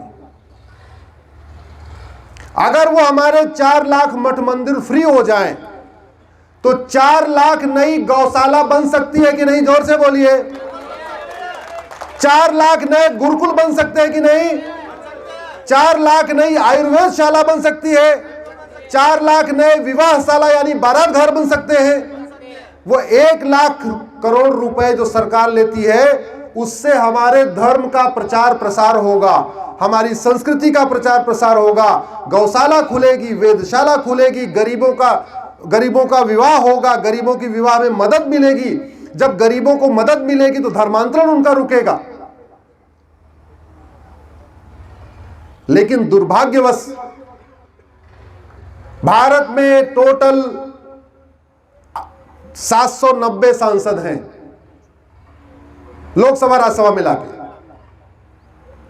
545 लोकसभा, 245 राज्यसभा, टोटल कितने हो गए? 700। आप इन 790 सांसदों में से किसी सांसद को आपने मठ मंदिर को मुक्त कराने के लिए संसद में आवाज उठाते देखा? विधानसभा में किसी विधायक को देखा? कभी टीवी पे आपने बहस सुनी? और हमें पता भी नहीं है, क्योंकि हमारी शिक्षा व्यवस्था ऐसी नहीं है। सच्चाई ये है, हम लोगों को भी नहीं पता है। ये तो मैं वकील हूं इसलिए मैंने पढ़ लिया। बहुत सारे हमारे अधिवक्ता साथियों को भी ये बात पता नहीं है। ये भी फैक्ट है, कड़वी सच्चाई है। क्योंकि अधिवक्ताओं को जो कानून उनके काम में होता है वही पढ़ेंगे, जिसका काम से लेना देना उसे क्या पढ़ना होगा। तो इस आजादी की 75वीं वर्षगांठ पे एक मिशन हमें शुरू करना पड़ेगा। पहली बात तो दल गुलामी छोड़ना पड़ेगा। जोर से बोलिए, दल गुलामी, दल हिस्से ऊपर उठना पड़ेगा। सच बोलना पड़ेगा, वो किसी को सही लगे या मीठा, कड़वा लगे या मीठा लगे, कोई फर्क नहीं पड़ता। सच बोलना पड़ेगा। सोशल मीडिया का उपयोग राष्ट्रहित में करना पड़ेगा। मैं ये नहीं कह रहा हूं अपने बर्थडे की फोटो मत डालो, अपनी शादी वो सब डालो, लेकिन 5 व्हाट्सएप ग्रुप बनाइए, 5000 फेसबुक पे फ्रेंड बनाइए। फेसबुक फ्रेंड बनाते समय जाति, धर्म, भाषा, क्षेत्र मत देखिए। ग्वालियर में आप बैठे हैं लेकिन कन्याकुमारी वाले को भी दोस्त बनाइए। ये मत सोचिए उसको हिंदी नहीं आती, सबको हिंदी आती है। कम से कम सही बात एक बार पूरे देश में फैले तो बात तो हो। और एक और आग्रह करता हूं, वर्ष में कम से कम एक बार, जिस दिन इस देश की जनता साल में एक बार अपने सांसद से राष्ट्रहित के कार्यों के लिए मिलेगी, फोटो खिंचवाइए। उसके बाद वो मिलेंगे तो फोटो तो खींचना ही खींचना है, लेकिन एक बार कोई एक मुद्दा तय कर लीजिए। किसी को लगता है नशाबंदी हमारा मुद्दा है तो नशाबंदी के लिए मिलिए। किसी को लगता है कि नहीं समान शिक्षा होनी चाहिए, समान शिक्षा के लिए मिलिए। किसी को लगता है समान नागरिक संहिता होनी चाहिए, उसके लिए मिलिए। आप जरा कल्पना करिए, अगर इस देश के सांसदों को per day 100 SMS, 100 WhatsApp, 100 phone, 100 email ऐसे राष्ट्रहित के कार्यों के लिए आना शुरू हो जाए तो उन पे दबाव बनेगा कि नहीं? वो पार्टी की मीटिंग में जाके बोलेंगे नहीं भैया देखो हमारा जीना मुश्किल हो गया है, आजकल लोग फीता कम कटवा रहे हैं, हमसे सवाल ज्यादा पूछ रहे हैं। आजकल फीता कम कटवा रहे हैं, हमसे सवाल, और लोग हमें हमारी ड्यूटी बता रहे कुछ करो, नहीं तो अगले चुनाव में लोग नाराज होने वाले हैं। तो बात बनेगी कि नहीं? इसमें आप लोगों का कोई खर्चा आएगा? अरे वैसे ही मिलना, वैसे ही मिलना। जिस दिन इस देश की जनता जाग गई ना, हमें अब मुगलों को पढ़ने की जरूरत है क्या? बाबर को पढ़ने की जरूरत है, हुमायूं तुगलक को? हमारे इतने महापुरुष शिवाजी, झांसी की रानी, मतलब 10 किताब अगर चलाएं तो भी महापुरुषों की कम पूरे नहीं हो पाएंगे। तो भैया हमें बाबर, हुमायूं, तुगलक, गजनी गोरी क्यों पढ़ा रहे हो? हमें अपने वाले तो बता नहीं रहे हो। हमें ये तो बता नहीं रहे हो कि औरंगजेब कितना अत्याचारी था। हमें ये तो बता नहीं रहे गुरुतेग बहादुर ने कैसे कैसे वहां पे लड़ाई लड़ी। हमें ये तो बता नहीं रहे हमारे साहिबजादों ने क्या क्या कैसे बलिदान दिया। और जरा आप सोचिए, एक बार कल्पना करिए, आज की रेट में 10-15 हजार रुपए पे लोग धर्मांतरण कर लेते हैं। करते हैं कि नहीं करते? जरा सोचिए, जिनके बच्चों को चिन्हवाया जा रहा हो वो धर्मांतरण न कर रहे हो। कितनी बड़ी कुर्बानी दिया उन्होंने, कितना वो लड़े। आज हमारे माथे पे तिलक है तो ऐसे नहीं तिलक है, आज हमारे जनेऊ है तो ऐसे नहीं है, आज हम भगवा पहन के बैठे हैं तो ऐसे नहीं। हमारे महापूर्वजों ने जजिया दिया है, कष्ट सहा है, लड़े हैं, डरे नहीं। नहीं तो जो डर गए, जिन्होंने जजिया नहीं दिया, वो तो बदल चुके, वो बदल चुके। अपने पूर्वजों पे गर्व करिए, उन्होंने हमें रक्षा पहनने लायक छोड़ा है, तिलक लगाने लायक छोड़ा है। आज उनकी वजह से हम जनेऊ पहनते हैं, उनकी वजह से हमारे मंदिर हैं। नहीं तो बदल गए होते तो आज कुछ नहीं होता। हम कुछ कर पाते क्या? नहीं कर पाते। तो राष्ट्रहित का मतलब क्या है? चूंकि यहां सारे राष्ट्रवादी हैं। राष्ट्रवाद का मतलब है मनसा वाचा कर्मणा स्वधर्म का पालन करना। जो जहां है अपने अपने स्वधर्म का पालन करे। नाई अपने स्वधर्म का पालन करे, धोबी अपने स्वधर्म का पालन करे, मिस्त्री अपने स्वधर्म का पालन करे, इंजीनियर अपने स्वधर्म का पालन करे, डॉक्टर अपने स्वधर्म का पालन करे, वकील अपने स्वधर्म का पालन करे, जज अपने स्वधर्म का पालन करे, और सांसद और विधायक अपने स्वधर्म का पालन करे। यही तो राष्ट्रवाद है कि। और कैसे स्वधर्म? मनसा वाचा कर्मणा। मन से, वाणी से, कर्म से अपने धर्म का पालन करना ही राष्ट्रवाद है। अब बाई द वे किसी को अपना स्वधर्म नहीं याद है तो उनको उनके स्वधर्म को याद दिलाना ये हमारा धर्म है कि नहीं? भाई मान लो मेरे साथ में कोई है, उसको अपना स्वधर्म नहीं याद है, तो एज ए नागरिक हमारा धर्म है हम उनको बता दें। आपकी अगर बीमारी ठीक नहीं होती तो क्या करते हैं? मरने का इंतजार करते हैं, डॉक्टर बदलते हैं। जोर से बोलिए। अगले वाले डॉक्टर ने फिर वही दवा दिया, फिर क्या करेंगे? अगले वाले ने फिर वही दवा दिया, फिर क्या करेंगे? अरे पिछले 75 साल से डॉक्टर बदलते रहे, डॉक्टर बदलते रहे, डॉक्टर बदलते रहे, डॉक्टरों ने दवा नहीं बदली, तो क्या फिर एक डॉक्टर बदल देंगे? आप दवा की मांग करिए। कब तक ये डॉक्टर वाला खेल चलेगा? 75 साल से यही तो किया। डॉक्टर बदलते गए, डॉक्टर बदलते गए, डॉक्टर बदलते गए, डॉक्टरों ने दवा बदली नहीं। जब डॉक्टरों ने दवा नहीं बदली तो बीमारी ठीक नहीं हुई, बीमारी एज इट इज चल रही है। इसलिए मैं कह रहा हूं, अब डॉक्टर वाला छोड़िए, एक बार दवा बदलने के लिए मनसा वाचा कर्मणा काम करिए। दवा बदलने के लिए जो कर सकते हैं वो करिए। सड़क पे उतर सकते हैं, सड़क पे उतरिए। सांसदों से मिल सकते हैं, सांसदों को मिलिए। फोन कर सकते हैं, फोन करिए। ईमेल कर सकते हैं, ईमेल करिए। व्हाट्सएप कर सकते हैं, व्हाट्सएप करिए। जो करना है करिए, लेकिन बोलो भैया दवा बदलो, ये दवा काम नहीं कर रही। भारत के संविधान में आर्टिकल 47 है। भाई आप लोग बोर तो नहीं हुए? जरा जोर से बोलिए। पीछे से 10-15 मिनट और कर ले। आधा घंटा? देखो हम तो बीमारी की बात नहीं करेंगे, हम करेंगे मूल कारण और अस्थायी समाधान की।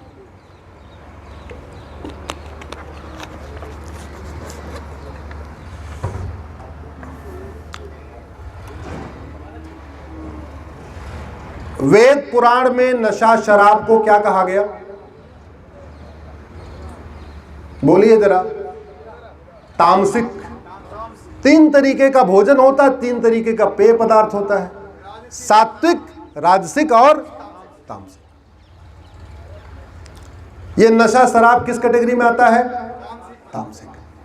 जब ये संविधान बन रहा था, इस पे भी चर्चा हुई।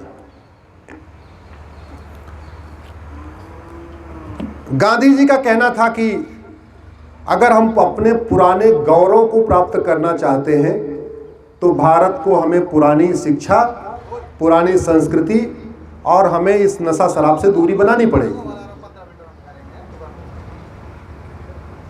बाबा साहब अंबेडकर का कहना था कि दलितों का अगर उत्थान करना है तो हमें नशा और शराब पे रोक लगाना पड़ेगा।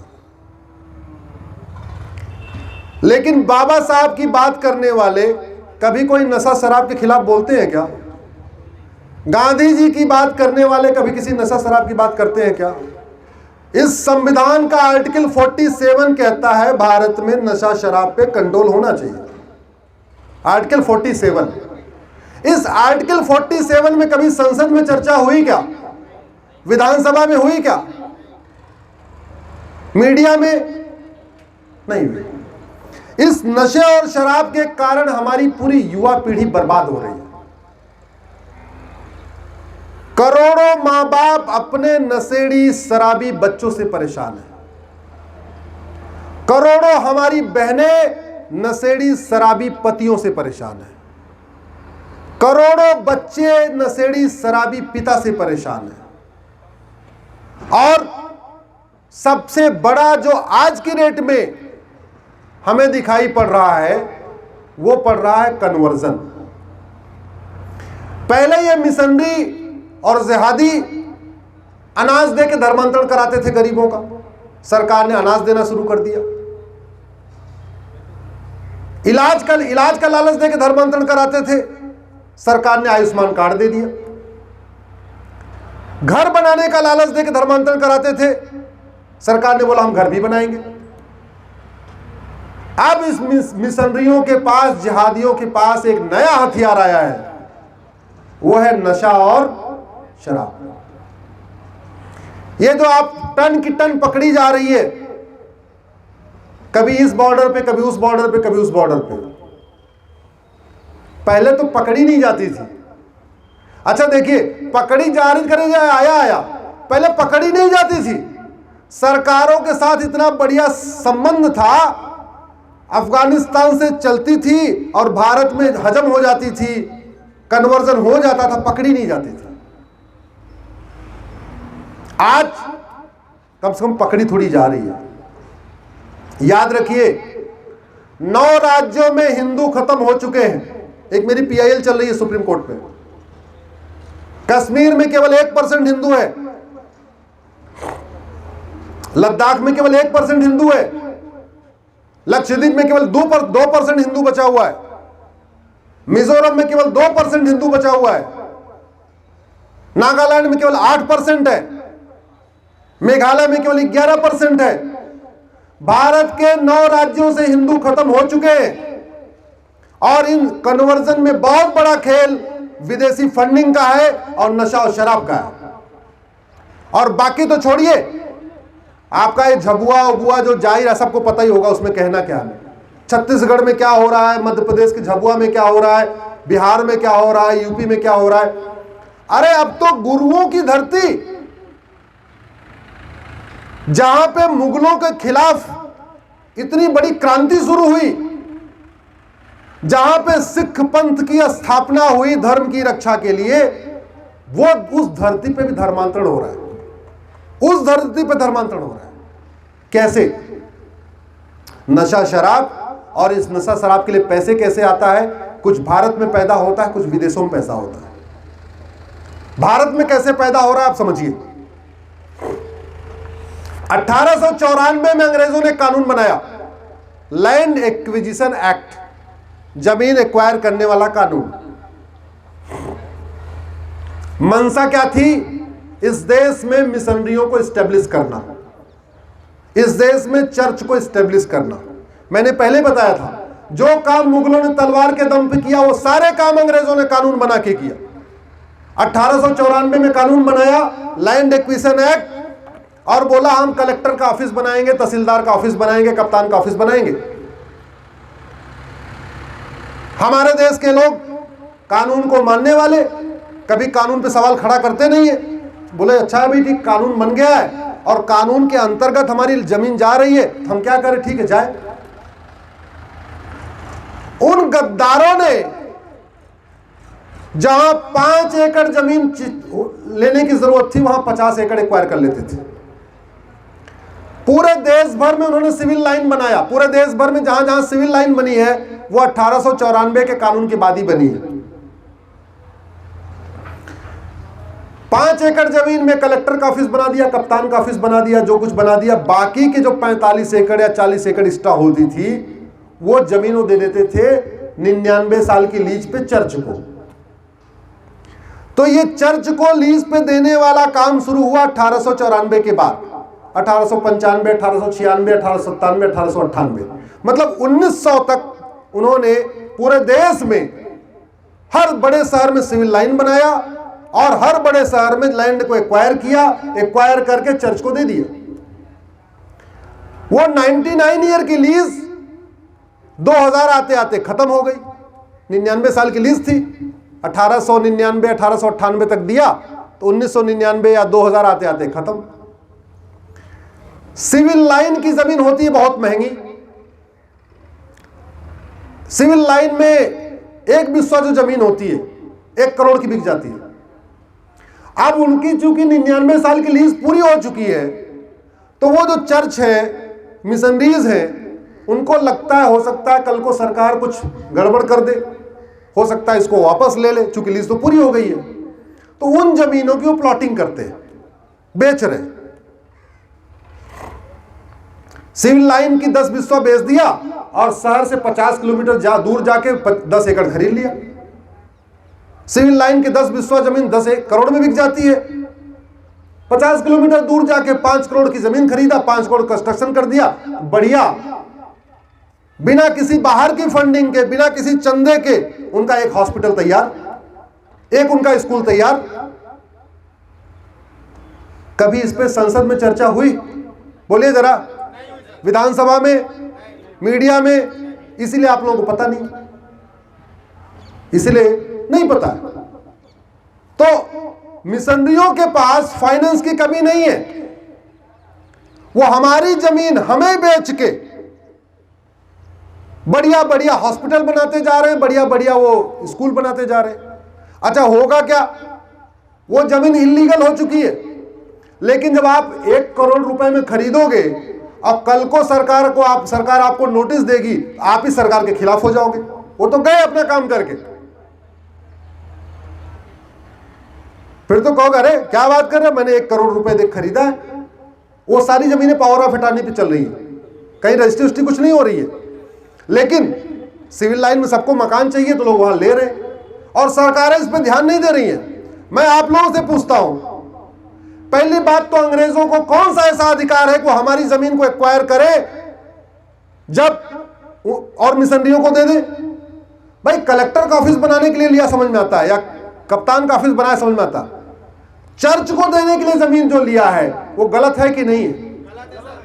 और एक बार ले भी लिया, 99 साल की लीज पूरी हो गई, तो उसके बाद उनका अधिकार उस पर कैसे है?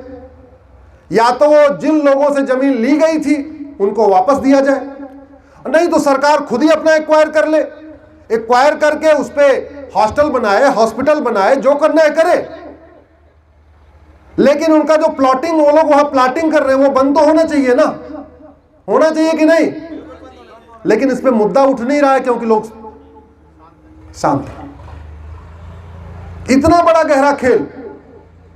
और मेरी एक PIL चल रही है धर्मांतरण के खिलाफ, अगर कोई सोशल मीडिया में होगा तो आपको पता होगा। सुप्रीम कोर्ट में चल रही है। अगर इस देश में धर्मांतरण नहीं हो रहा है तो मेरी धर्मांतरण की जो मेरी PIL है उसका विरोध करने के लिए 8 पिटीशन कैसे आ गई है? 8 पिटीशन फाइल हुई है सुप्रीम कोर्ट में मेरे खिलाफ, और 8 बड़े दिग्गज वकीलों को हायर किया गया है। उन 8 वकीलों की एक दिन की फीस लगभग 1.5 करोड़ रुपए होती है, एक दिन की। उसमें कोई 10 लाख लेता है, कोई 15 लाख लेता है, कोई 20 लाख भी लेता है, ऐसे भी है। सोचो उनके पास इतना पैसा है कि मेरी PIL को डिसमिस करने के लिए 8 वकील उन्होंने खड़ा कर दिए। क्यों भाई? अगर धर्मांतरण नहीं हो रहा है तो कानून बनने तो क्या फर्क पड़ता है? बनने तो कानून, जितना भी कानून बन जाए। तो अगर भारत में धर्मांतरण होता है, अमेरिका में, आप बताइए हमारे किसी धर्मगुरु को अमेरिका में वीजा मिलेगा क्या? वहां जाके लोगों को हिंदू बनाने के लिए वीजा मिलता है? मिलता है? तो हमारे देश में वीजा क्यों मिलता है यहां पे लोगों को हिंदुओं को कन्वर्ट कराने के लिए? इसका मतलब हमारा वीजा का रूल खराब है, हमारा वीजा का नियम गड़बड़ है। आप जितनी आपके सामने समस्याएं हैं, इन समस्याओं की जड़ पे जाके देखेंगे, अंत में आपको घटिया कानून मिलेगा। सड़क बार बार टूट रही है, मूल कारण है भ्रष्टाचार। भ्रष्टाचार का मूल कारण है घटिया कानून। जिहाद फैल रहा है, मूल कारण है घटिया कानून, सड़ी हुई न्यायिक व्यवस्था। लोग सजा नहीं हो रही। मजहबी उन्माद फैल रहा है, मूल कारण है घटिया कानून। ऐसा कौन सा अपराध है, ऐसी कौन सी समस्या है जिसका समाधान नहीं हो सकता? ऐसी कौन सी समस्या है जिसका कोई मूल कारण नहीं होता और जिसका अस्थायी समाधान नहीं हो सकता? सबका हो सकता है। हर समस्या का एक मूल कारण होता है और हर समस्या का एक अस्थायी समाधान होता है। जरूरत है उस करने की। पहले एड्स आया था, इलाज नहीं था, अब उसका दवा आ गई कि नहीं? पहले कैंसर आया था, अब उसकी दवा आ गई कि नहीं? तो भैया लेकिन रिसर्च करना पड़ेगा ना। कोरोना की दवा आ गई, कोरोना की वैक्सीन आ गई, 6 महीनों में हमारे डॉक्टरों ने कोरोना की वैक्सीन बना दिया। हमारे सांसद 75 साल में भी नक्सलवाद, माओवाद, जिहाद, मजहबी उन्माद, कट्टरवाद, धर्मांतरण की दवा नहीं बना पाए। क्यों? हमारे वैज्ञानिक चंद्रमा पे चले गए, मंगल की तैयारी कर रहे हैं, जबकि चंद्रमा पे जाने के लिए, मंगल पे जाने के लिए साल भर 2 साल रिसर्च करना पड़ेगा, पैसे खर्च होंगे। ये अमेरिका का फेडरल पिनल कोड भारत में लागू करने में कोई पैसा खर्च होगा क्या? अगर हम इसको कॉपी पेस्ट मार दें, अमेरिका क्या रॉयल्टी मांगेगा? वो तो खुश हो जाएगा। तो मैं ये कहता हूं कि जिस तरीके से हमारे देश के वित्त मंत्री बाकी देश के वित्त मंत्रियों से मिलके वित्त पे चर्चा करते हैं, वैसे हमारे कानून मंत्री विकसित देशों के कानून मंत्रियों से मिलकर कानून पे चर्चा क्यों नहीं करते? अगर हम अमेरिका की चिट्ठी लिख दें, बताओ भाई आपके यहां अपराध कम हो गया, आप मुझे 5 तरीका, इसका कोई 5 बात बता दो, वो बता देगा भाई हम ये कर लो, आपके यहां भी कम हो जाएगा। हम दुबई से पूछ ले तुम्हारे अपराध कम क्यों है, तुम बता दो क्या क्या है, वो कहेगा ये वाला तुम भी कर लो। और पूछने की भी जरूरत नहीं, आज की रेट में हर चीज गूगल पे अवेलेबल है। हमने अगर हम कानून खरीद के अपने हाथ में लेके घूम सकते हैं अपने पैसे से, तो जो लोग आपके पैसे की गाड़ी में घूम रहे, जो लोग आपके पैसे के दिए, आपके पैसे से चार्टर्ड प्लेन में घूम रहे, आपके पैसे से हवाई यात्रा कर रहे, आपके पैसे से उनको सिक्योरिटी गार्ड मिला हुआ है, आपके पैसे से उनको वेतन भत्ता, गाड़ी बंगला मिलता है, और उनका मूल काम है ये, उनको करना चाहिए कि नहीं? मेरा ये मानना है हर समस्या का समाधान है।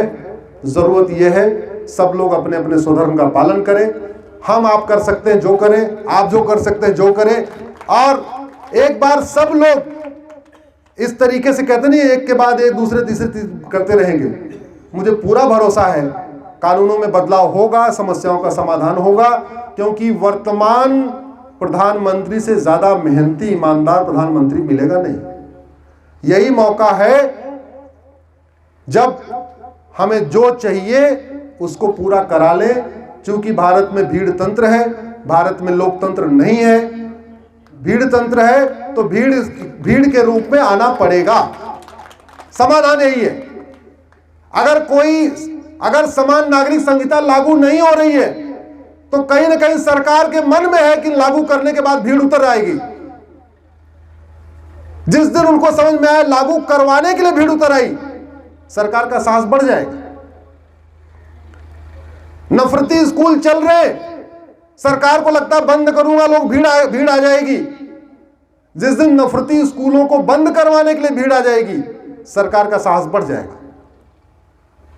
तो अगर गलत चीजों के लिए लोग इकट्ठे होकर सड़क पे आ सकते हैं तो अच्छी चीजों के लिए भी ये हमारा राष्ट्र धर्म है, ये हमारा कर्तव्य है, हम अच्छी चीजों के लिए भी सड़क पे आए।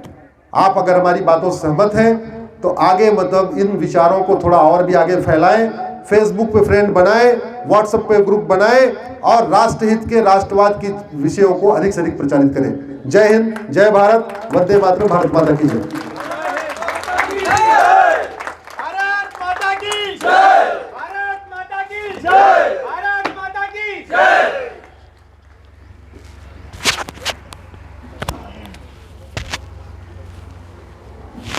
भाई साहब के द्वारा जितने भी विषय रखे गए हैं उनमें से 80% विषयों से हम सभी युवा